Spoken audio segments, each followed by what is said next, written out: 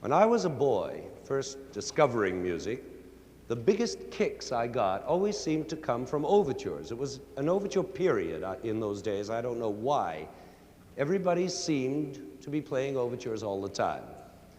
But there was something so exciting about hearing a Rossini overture like The Barber of Seville or William Tell come swinging over the radio, or Poet and Peasant or Zampa, all those old favorites, that I used to wait breathlessly for each new program in the hopes that an overture would be played.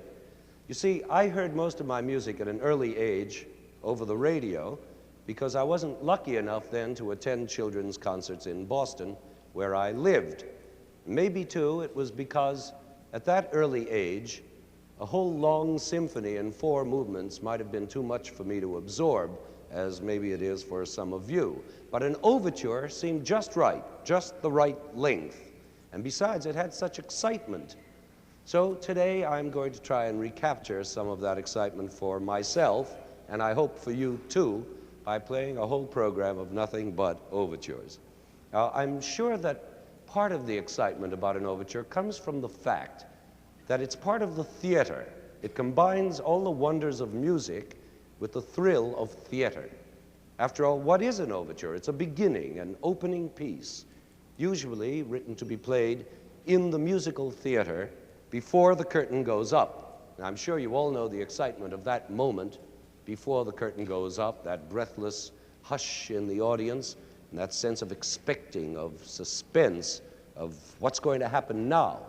It's the same with or without music. Even in the movie theater, I'm sure you all know the excitement you feel when the lights go down and the Mickey Mouse or whatever it is flashes on the screen and everybody claps and says, oh boy, now it's beginning. It's the same in the musical theater or in the opera.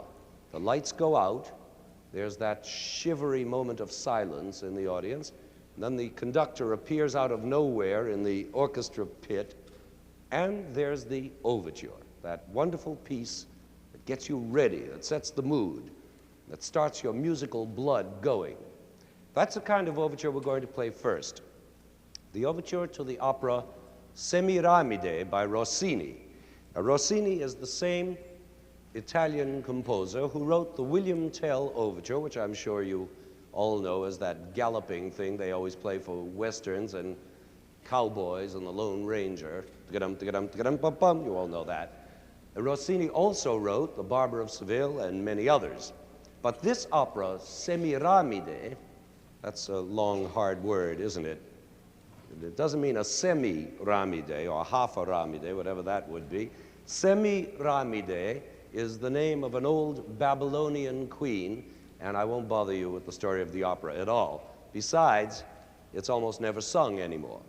But the overture to this opera is played all the time because it's one of the greatest examples of an exciting overture that gets your blood going, puts you in the mood for the rest of the performance.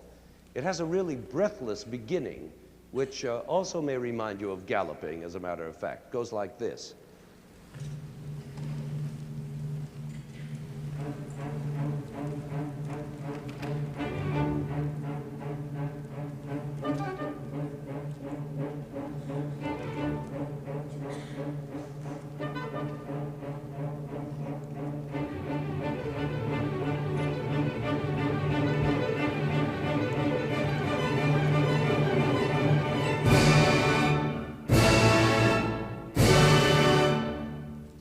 You see what I mean?